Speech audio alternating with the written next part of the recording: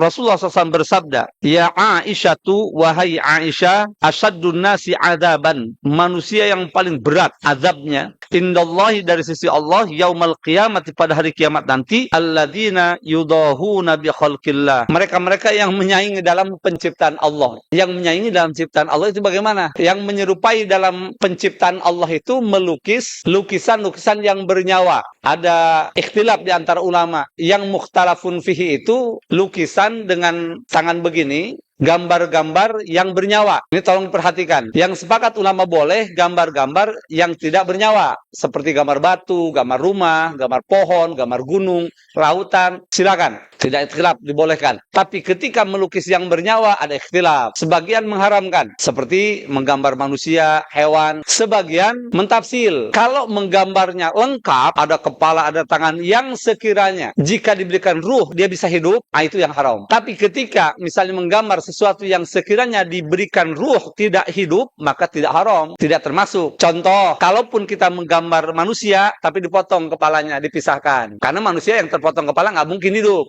Atau setengah badan segini dipotong, itu tidak termasuk. Artinya dipisah dua begitu, tidak disambungkan. Kalaupun seolah menyatu tapi dipisah, ada pemisah gitu, itu dibolehkan. Sebagian ulama yang dimaksud di situ adalah patung yang dipahat. Kemudian disimpulkan bahwa kalau yang mutlak dibolehkan ulama secara sepakat, ya jumhur, itu yang tidak bernyawa. Mau gambar pohon, rumah, lautan, gambar langit, gambar apa, itu tidak masalah. Tidak ada perbedaan. Tapi ketika menggambar yang bernyawa, nah di sini ada perbedaan pendapat di antara ulama. Yang sepakat diharamkan dan tidak ada yang menyelisihi, sependek pengetahuan saya, adalah gambar patung, termasuk robot. Hati-hati. Bagaimana dengan robot? Ulama menjawab, robot silakan, karena Islam tidak anti dengan teknologi. Bahkan di Cina, bukan sekarang, dari mulai beberapa tahun kemarin, Pak, membuat robot yang mirip dengan perempuan, banyak ya, yang tidak kawin, cukup dengan beli itu saja. Persis kayak matanya, pipinya, pokoknya cantik, matanya bisa mengedip, bisa ngomong, Pak, bisa diajak komunikasi, gitu. Bayangkan, Pak. Nah ini sudah jelas, Pak, seolah ada nyawanya, seolah bisa berjalan, bisa, nah sehingga ada pertanyaan itu.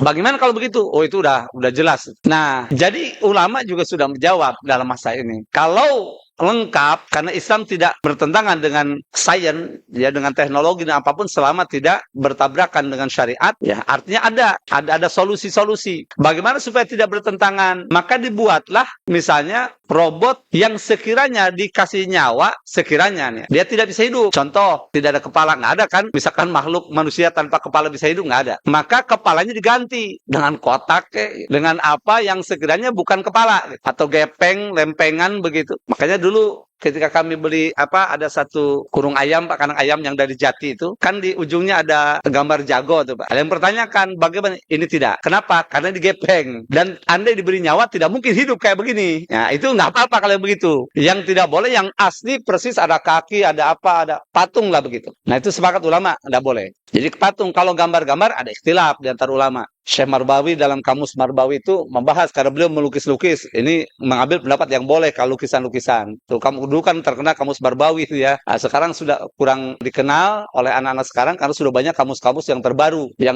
lebih lengkap tentunya. Tapi itu juga punya maziyah, Masya Allah. Kamus Melayu itu ya, Syekh Al-Marbawi. Nah, beliau menukil tuh, membahas dulu di awal, karena beliau di dalam kamus itu menggambar-gambar berbagai macam gambar. Nah, yang sepakat itu jadi patung, ya pahatan, kemudian ini dalam syariat kita. Kalau orang lain ya kita tolerir, itu berdasarkan agama mereka. Yang jelas kita muslim, jangan juga menginikan agama lain. Tapi ini dalam syariat kita. Karena lakum dinukum waliyadin. Bagaimana dengan boneka? Boneka dibolehkan untuk anak kecil, untuk main anak kecil. Karena Sayyidah Aisyah pernah, Rasulullah juga membiarkan beliau main boneka. Karena waktu dinikahi oleh Nabi kan usianya masih belia, Pak. Ya, masih usia 9 tahunan. Bahkan sebagai riwayat di bawah itu kemudian kumpulnya baru 9 tahun.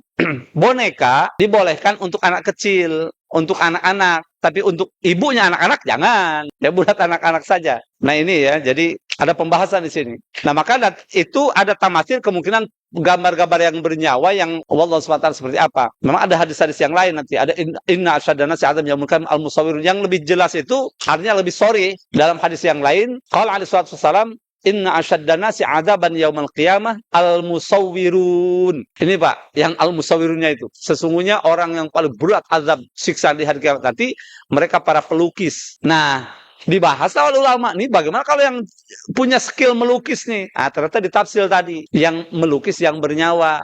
Kemudian bernyawa bagaimana? Ditafsir ulama yang sekiranya dia diberi nyawa bisa hidup. Berarti bukan lukisan begini, itu patung gitu.